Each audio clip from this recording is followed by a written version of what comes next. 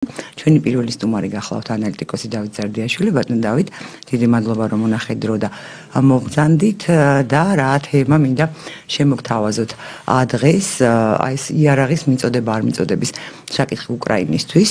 ჩვენ ვხედავთ რომ ევროკავშირის ქვეყნები განსაკუთრებით მისი წამყვანი ქვეყნები როგორიც არის გერმანია და საფრანგეთი, ასევე ევროკავშირის გარე და ევროპის მკვიდრი ქვეყანა დიდი ბრიტანეთი, როგორი აქტიურია და ხისტია და აგრესიულია რუსეთის მიმართ და უკრაინის მხარდასაჭერად, მაგრამ როდესაც საქმე მიდგა და ტრამპმა განაცხადა რომ ის ჩაანაცვლებდა იარაღს, მათ ჩაუნაცვლებდა, ისინი ფულს გადაიხდიდნენ და მიაწვდიდა ევროკავშირი შეერაღებას უკრაინას, უცებ აღმოჩნდა რომ ეს არც ევროკავშირის ცალკეული ქვეყნები არიან ამისთვის მზად და არც ევროკავშირის ხელმძღვანელობა, კაია კალასმა თქვა რომ ეს რა გამოვიდაო, თუკი ჩვენო. თუმცა იმავდროულად ნათქვამი იყო აი იგივე ევროკავშირის პოლიტიკური ხელმძღვანელობის, ევროკავშირის სახელმწიფოს ლიდერების მიერ, რომ უკრაინა იცავს მათ უსაფრთხოებას და ომობს მათთვის. და იმავდროულად ზელენსკიმ ამერიკულ გამოცემას მისცა ინტერვიუ და თქვა ასეთი რამ, რომ უკრაინაში წარმოებულ დრონებს შეისყიდის ამერიკის შეერთებული შტატები, ხოლო უკრაინა კი შეისყიდის ამერიკულ შეერაღებას ამ თანხით. რა მდგომარეობაში არის ამჯერად უკრაინა და იარაღის გარეშე, საერთოდ როგორ შეიძლება ეს ინფორმაცია ეს უკრაინელების საბრძოლო სულისკვეთების ასამაღლებლად იყო, რომ უკრაინული დრონები სჭირდება ამერიკის შეერთებულ შტატებს? ბევრი ასპექტია. პირველ რიგში მოგესალმებით, მადლობა მოწვევისთვის, გილოცავთ ახალ სტუდიას, ბედნიერი იყოს ჩემი ფეხი. მოგესალმები აუდიტორიას. რაც ახლა ხდება, ზოგადი სურათი არ შეცვლილა. ამ ბოლო 3 წლის განმავლობაში, რაც ეს ომი მიმდინარეობს, ეს არის ეგრეთ წოდებული დიფუზური მდგომარეობა.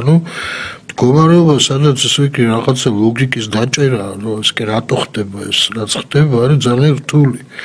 იმიტომ რომ ვითარება არის მყისერად ცვლადი და ხშირ შემთხვევაში გადაწყვეტილების მიმღებთა ალგორითმებს, ანუ რატო იქცევიან ასე და არა სხვაგვარად, ძალიან რთულად აღსაქმელი ხდება ეს ყველაფერი. ახლა თუ შევხედავთ ამ ბოლო მოვლენებს, რაც ვითარდება, პირველ რიგში ეს დაიწყო ჯერ კიდევ ნატოს ჰააგის სამიტი რო იყო სულ ახლახანს, იქ შეერთებულმა შტატებმა რეალურად სამხედრო ბეგარა დააკისრა ევროკავშირს და ევროპის ქვეყნებს, ხო? ანუ გაუზარდა მათ ნატოში გადასახადი 5%-მდე, ზღვარი ზემოთ აწია. ეს რასაკვირველია, მძიმე ეკონომიკური დარტყმა არის ამ ქვეყნებისთვის და გარდა ამისა გამოვიდა, თქო, წინადადებით, რომელიც უფრო ულტიმატუმის სახით არის, რომ ეს ფული დაიხარჯოს არა მათი სამხედრო სამრეწველო კომპლექსის განვითარებისთვის, არამედ რადგინდათ ესო, როცა ჩვენ გვაქვს ეს იარაღიო და ჩვენგან უნდა იყიდოთ. ანუ შეერთებულმა შტატებმა თითქოს ეს ჰააგის ნატოს სამიტი გამოიყენა იმისთვის, რომ მეტი შემოსავალი მიიღოს ევროპის დასუსტების ხარჯზე რა. და აქ ასე ვთქვათ აშკარად გამოიკვეთა ინტერესთა ასე ვთქვათ სხვადასხვაობა რა.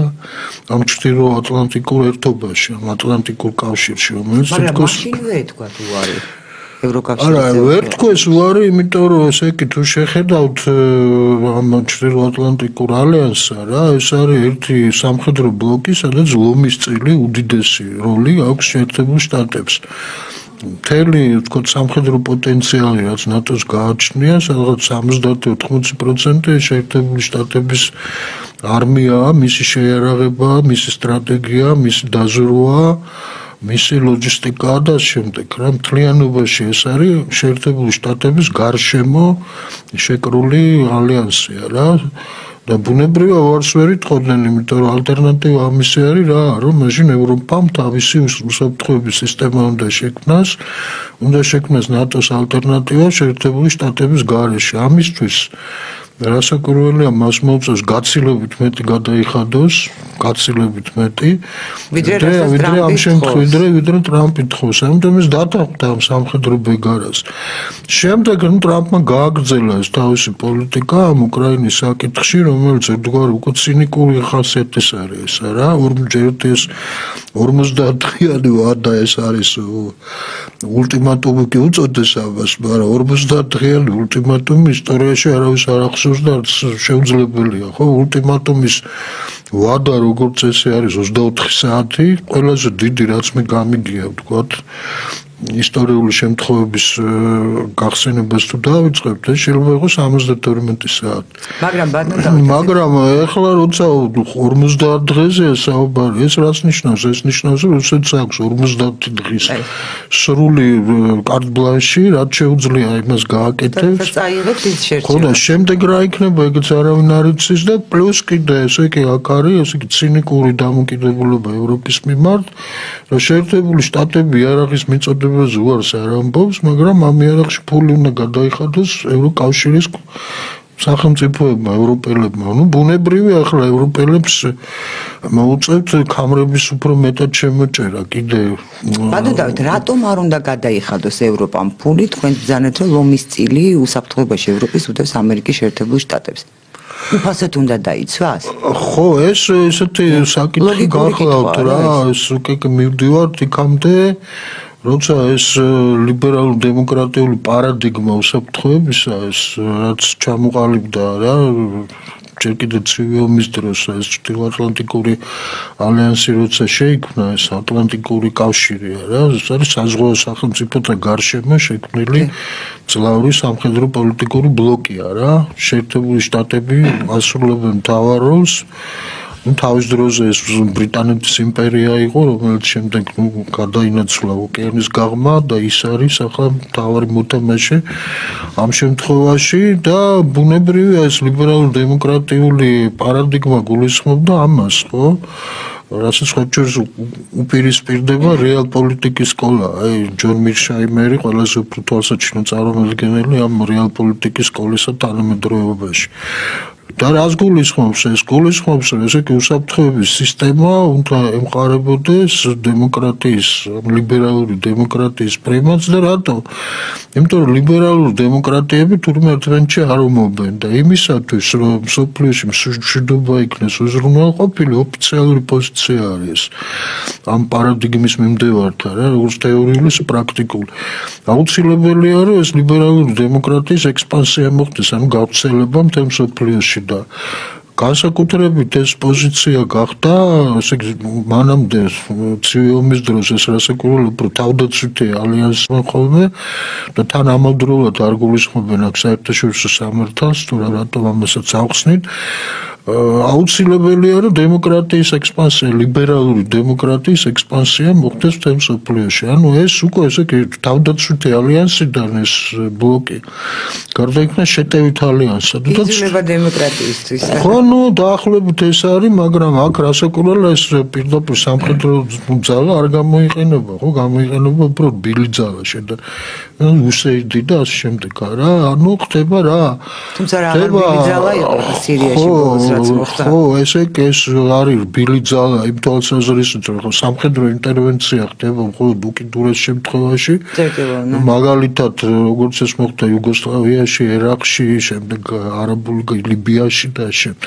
თუმცა გამოიყენება ესეც არა, მაგრამ ძირითადი ინსტრუმენტი ეს არის პროპაგანდა, ანუ ეს არის მდგომარეობა, როცა კოგნიტური ომი წარმოებს, ანუ ომი წარმოებს საინფორმაციო სივრცეში ძირითადად და შემდეგ ხდება სპეცსამსახურების ინტენსიური გამოყენება, რომ ის ქვეყნები, რომლებიც უარს ამბობენ ამ ლიბერალური დემოკრატიის პარადიგმის მიღებაზე, მას სხვადასხვა სახელი აქვს, ზოგ შემთხვევაში ძახიანად ვაშინგტონის კონსენსუსი, ანუ ბევრნაირი ინტერპრეტაცია შეიძლება მისი. აი, ვინც ამაზე უარს იტყვის, ანუ ლიბერალურ დემოკრატიის წესებს არ დაემორჩილება და სწორედ ეს არის წესებზე დამყარებული წესრიგი. ლიბერალურ დემოკრატიულ წესებზე და არის საერთაშორისო სამართალზე, სხვადასხვა რამა. იქ მოხდება ის რაც ხდება ხოლმე რა ვარდების რევოლუცია ან რაღაცა ნარინჯისფერი რევოლუცია არაბული გაზაფხული და რასაკვირველია ეს წრე რუსეთის გარშემო უფრო და უფრო ვიწროვდებოდა და საბოლოო ჯამში როცა დაინახა ეს რუსეთის რეჟიმმა რომელიც ახლა იმ სტანდარტებით რასაც ლიბერალურ დემოკრატიას უწოდებენ არა რასაკვირველია მისგან შორს არის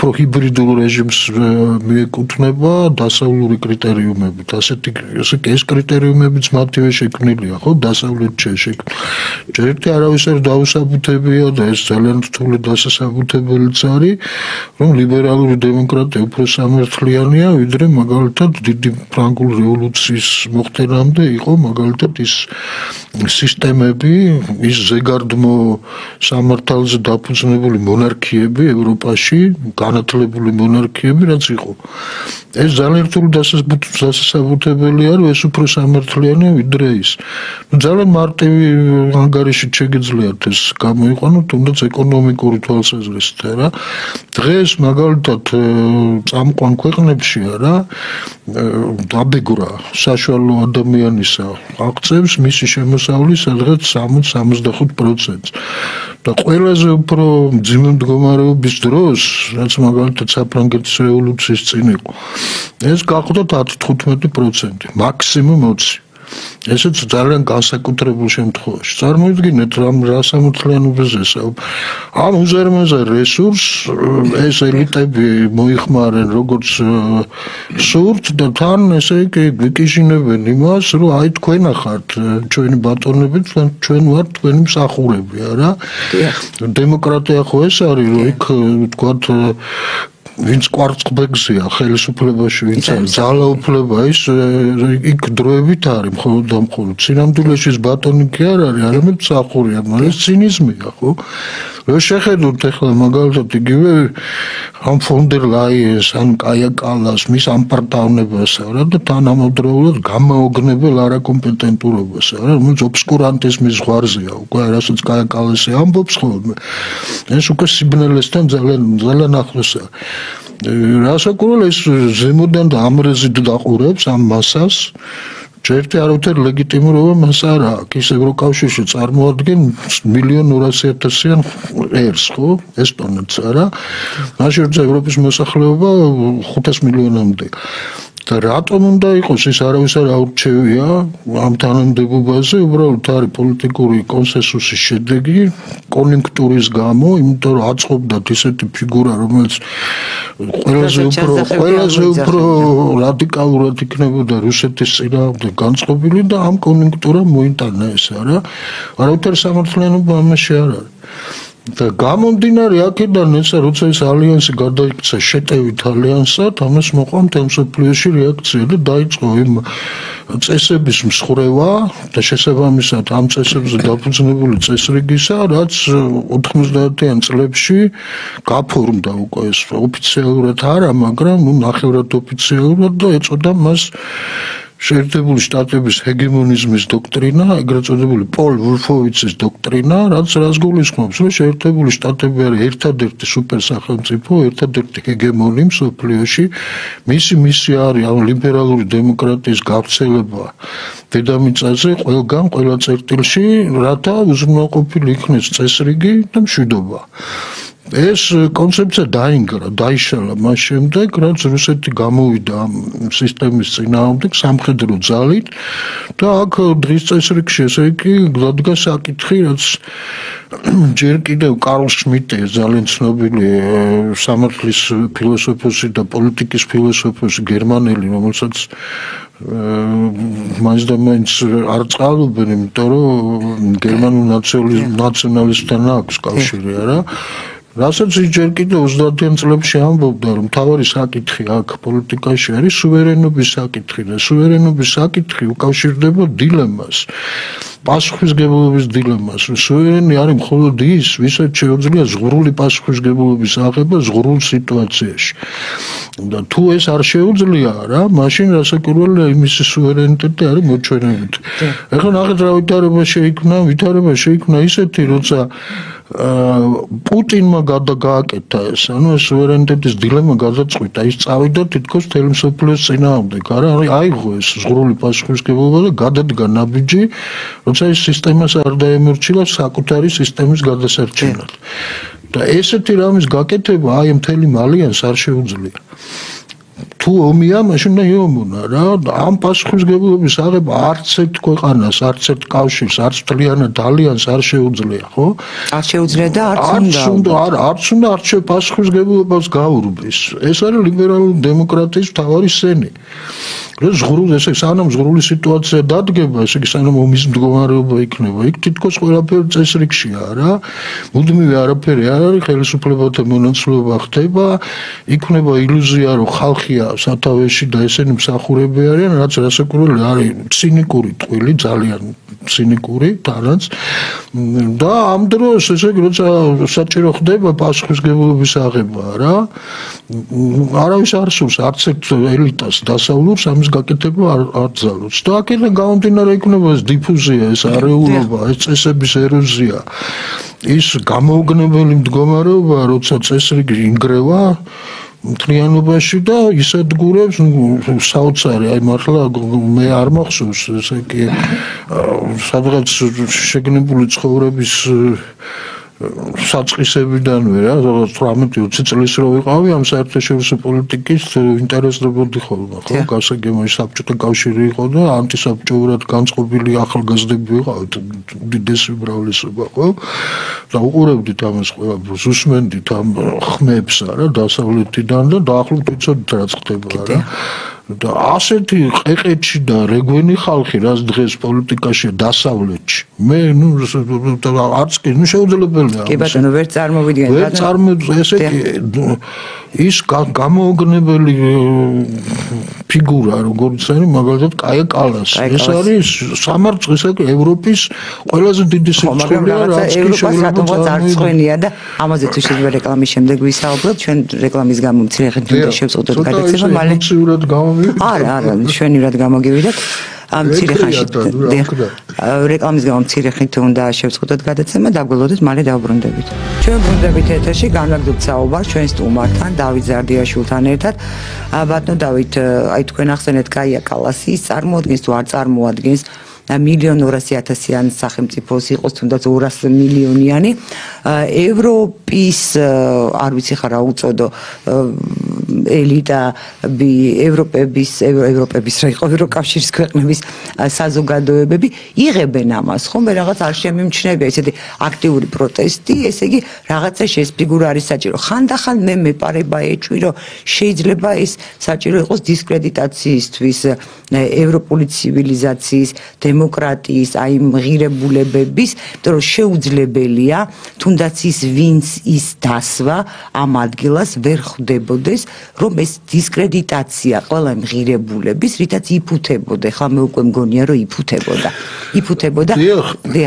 და შეიძლება ეს იყოს არა საქმე გაცილებით სერიოზულია და ახლა უფრო მეც ლაპარაკობენ ელიტების ამბოხზე აი ამ ტერმინის გამოყენება ხდება უფრო და უფრო ინტენსიურად პირველად ეს ტერმინი იმ შინაარსით რა შინაარსითაც გამოიყენება ამჟამად არა ეს ქრისტიან ლეში იყო ეს ამერიკელი ისტორიკოსი და კულტურის კრიტიკოსი მან გამოიყენა ეს ტერმინი პირველად ეს მოხდა 1990 წლების დასაწყისში ჯერ კიდევ და მან გამოსცა წიგნი მისი სიკვდილის მერე გამოიცა 94 წელს ამერიკაში სახელწოდება არის ასეთი ქართულად რო ვთარგმნოთ ელიტების ამბოხი და დემოკრატიის ღალატი ასე ქვია ამ წიგნს და ის ამბობს ასეთ რამეს რომ ესე იგი ვითარება იდეა მასების ამბოხისა ეს ორტეგაი გასეტის ცნობილი ტერმინი გახლავთ 30-იან წლებში გასული საუკუნის როცა ესე იგი მთლიანად შეიცვალა რა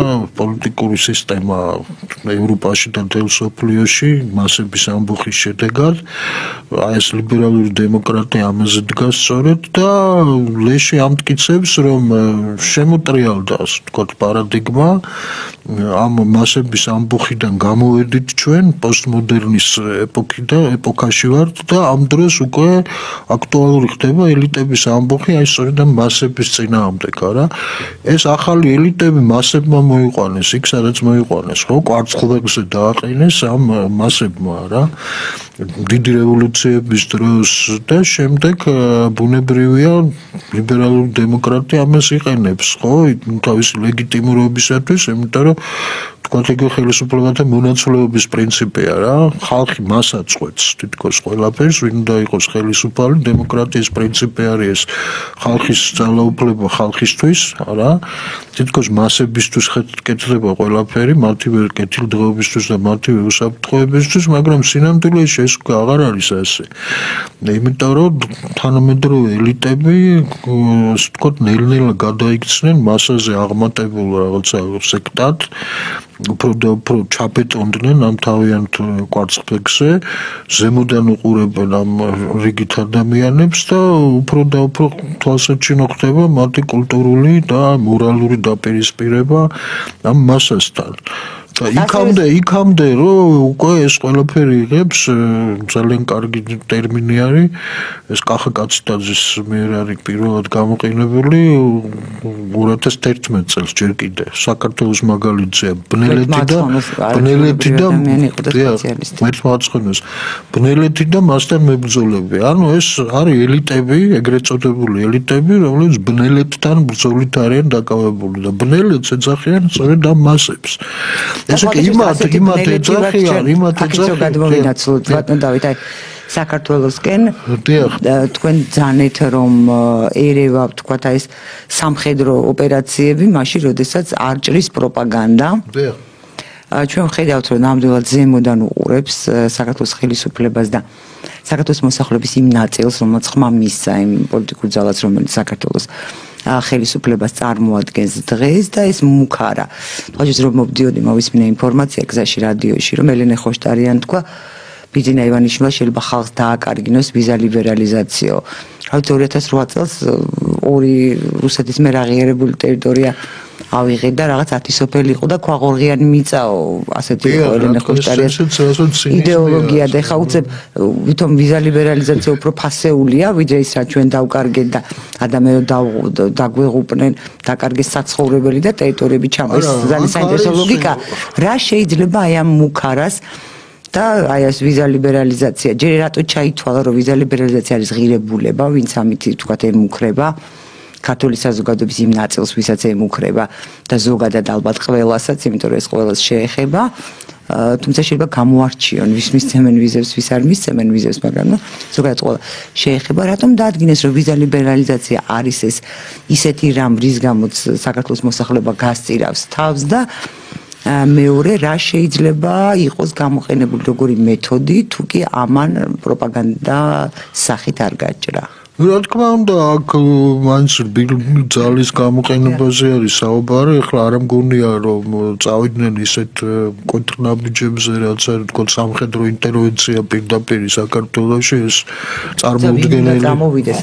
წარმოუდგენელია მაგრამ ისეთ დროში ვცხოვრობთ რომ წარმოუდგენელი არც არაფერი აღარ არის რა ხო შეიძლება ტერორისტები გახდნენ დემოკრატები სირიაში დაჯგუფების გადმოსვლა ეს არავითარი პრობლემა ეს არ არის შეიძლება სხვა ფორმით ასე ვთქვათ ჰიბრიდული ომის ფორმით ან უკვე დიფუზური ომის ფორმით გამოიყენონ ეს სამხედრო ინტერვენციის გზაც მაგრამ ღმერთმა გვაშოროს და რაც შეეხება ქვეყნის დაშანტაჟებას ბუნებრივია ესე წინააღმდეგება ევროკავშირის ყველაზე უფრო ფუძემდებელ პრინციპებს და ღირებულებებს ხო ევროკავშირის მთავარი ღირებულება რა არის ადამიანების კაპიტალის იდეების ინფორმაციის თავისუფალი გავრცელება ხო ამ არეალში რასაც ქვია ევროპა რა და ვინაიდან პოზიცია არის გამოხატული საქართველოს მიმართ და ამას არავინ არ უარყოფს, რომ საქართველო უახლოვდება ევროპას და უნდა გახდეს ევროპული სივრცის ნაწილი, ანუ შეუერთდეს იმ სივრცეს, სადაც მიღებული არის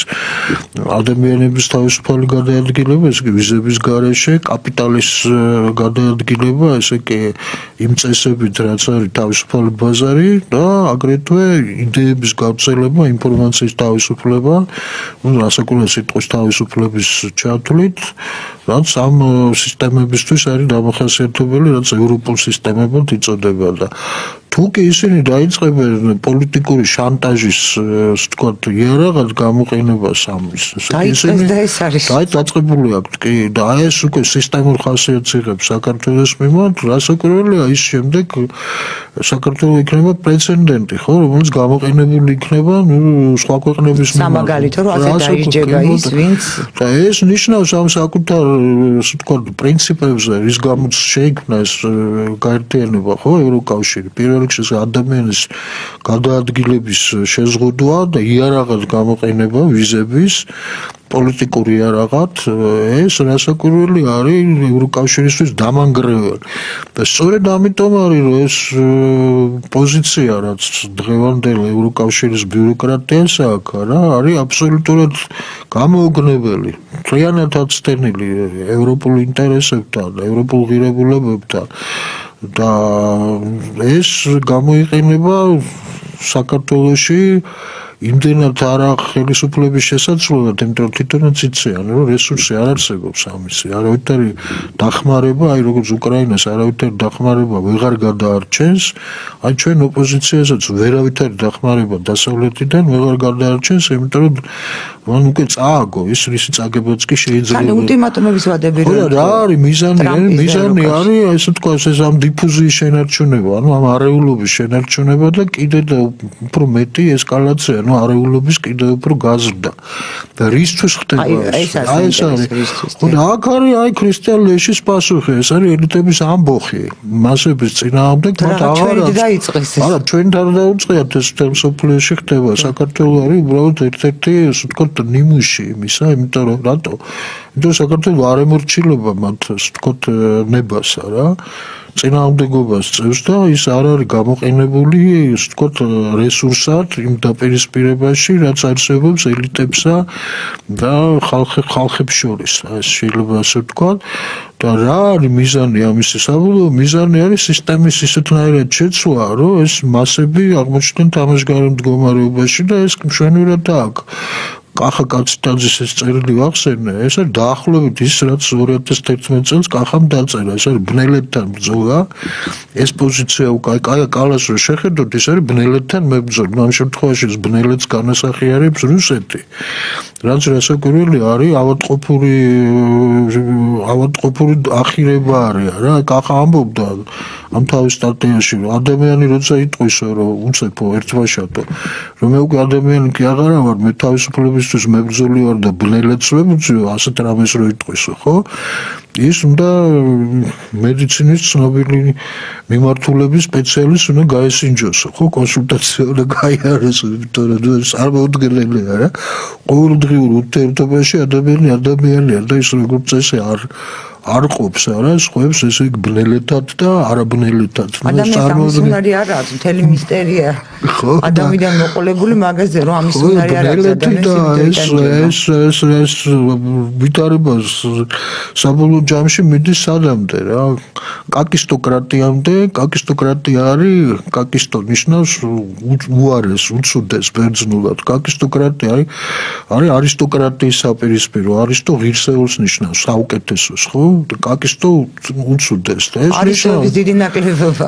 ესე იგი ამაზე არის სტატია ბრიტანულ გამოცემაში უნხერტში. კაია კალას ეძღვნება ესა და საბოლოო დასკვნა არის მარტო კაია კალასის მაგალითზე კი არა, ზოგადად ამ ევრობიუროკრატიის, რაც დღეს ევროკავშირის ეგრეთ წოდებულ ელიტას წარმოადგენს, რომ ეს აშკარა არის შეუქცევადი ხასიათის ხდება ეს კაკისტოკრატია, ანუ რაც შეიძლება უარესი ხალხის მოყვანა სათავეში.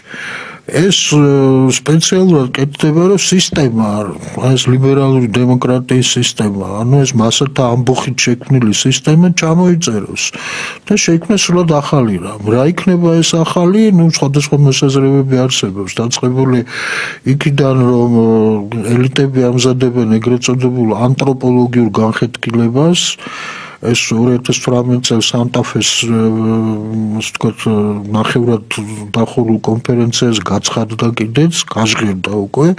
ანთროპოლოგიური განხეთქილება რას ნიშნავს? რომ უახლესი ტექნოლოგიების გამოყენებით ადამიანის როგორც ბიოლოგიური სახეობის შიგნით ახალი სახეობის გამოყვანას, რომელსაც ექნება ისეთივე აღმატებული მდგომარეობა Homo sapiens-ის მიმართ, როგორც Homo sapiens კონდა მაგალითად მისი ხო, აი ეს დაახლოებით ამას ნიშნავს და როგორ უნდა გაკეთდეს ეს ხო, ტექნოლოგიებით, პირველ რიგში ხელოვნური ინტელექტის გამოყენებით. ჩიპების ჩამონტაჟებით, თქვენ წარმოიდგინეთ ადამიანის მონაცემს კი გააუმჯობესებს, გარდაქმნის მას აბსოლუტურად სხვა არსება და წარმოიდგინეთ, რომ ადამიანის ტვინთან დაკავშირებული არის სპეციალური მოწყობილობა, ჩამონტაჟებულია ეს ჩიპი, რომელსაც აქვს პირდაპირ წვდომა ყოველგვარი გარემოწყობილობის გარეშე ინტერნეტთან.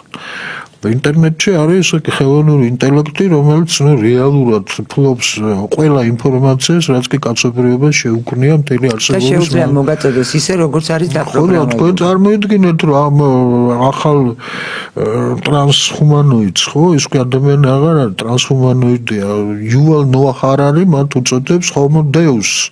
ანუ განმხრთობილი ადამიანი. მას ექნება წვდომა, ონლაინ წვდომა, რეალური დროის რეჟიმში წვდომა ნებისმიერ ინფორმაციაზე, რაც კი კაცობრიობას ოდესმე ქონია, ჯამში ყველაფერი. ყველა ენა ეცოდინება მკვდარი ენებიც, ეცოდინება კვანტური ფიზიკა უახლესი აღმოჩენის დონეზე, ეცოდინება, რავი, აბსოლუტურად რაც კი შეიძლება რომ ადამიანმა იცოდეს ჯამში.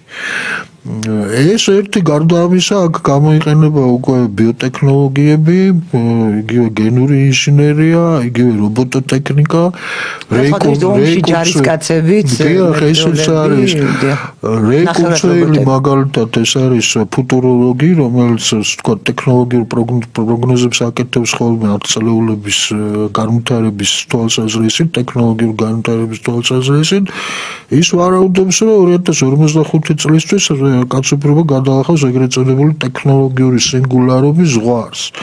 ეს რას ნიშნავს, რომ ესე იგი პრაქტიკულად იქნება მიღწეული ესე იგი უკვდავება, ანუ სიკვდილის პრობლემა მოიხსნება, ბიოტექნოლოგიებით მოსახერხებელი იქნება უკვე ნებისმიერი ორგანო 3D პრინტერზე ბეჭდა და უცებ ასე ვთქვათ გადანერგვა იმპლანტაცია. შესაძლებელი იქნება ეგ კი არა მხოლოდ და მხოლოდ შესაძლებელი იქნება რაღაც ესე იგი ხელოვნური ინსტრუმენტებად დამატებითი მოწყობილობების დაყენება. მაგალითად შეგიძლია თუ საქმეში გჭირდება, არამეში გჭირდება, უკან კონდეს თვალი, მესამე ხელი კონდეს, ან თუ რაღაცა ესეთი სურვილი გაქვს ფეხების მაგივრად დაიმონტაჟო ბურბლები ან მუხლუხები და ისე იარო თუ გინდა ეს თუ საჭიროება ამას მოითხოვს და აი ეს Homo Deus-ები, ანუ ეს რეალურად არის ტრანსჰუმანოიდი, ანუ ეს ადამიანი აღარ არის, რაღაც ახალი სახეობა არის, რასაკვირველია ეს იქნება აი ამ სოციალური განსხვავებების, რაც დღეს არსებობს ელიტებსა და მასებს შორის, განსხვავება მე ვნახოთ, რასაც ის კრისტოფერ ლეში მიუთითებს, რომ ეს უსკროლი იზრდება და ეს უკვე იღებს ელიტების შეტევის ხასიათს და საბოლოო ჯამში ეს თუ მივიდა ანთროპოლოგიურ განხეთქილებამდე, ეს იქნება დაახლოებით ისეთი რამ, რაც აი ძველბერძნულ მითებშია, ხო, ოლიმპოს ღმერთები და ჩვეულებრივი მოკვდავნი. ჩვენ ესე იგი Homo sapiens-ები იქნებით ჩვეულებრივი მოკვდავნი და ჩვენ ერთადერთი დანიშნულება რა იქნება, ხო?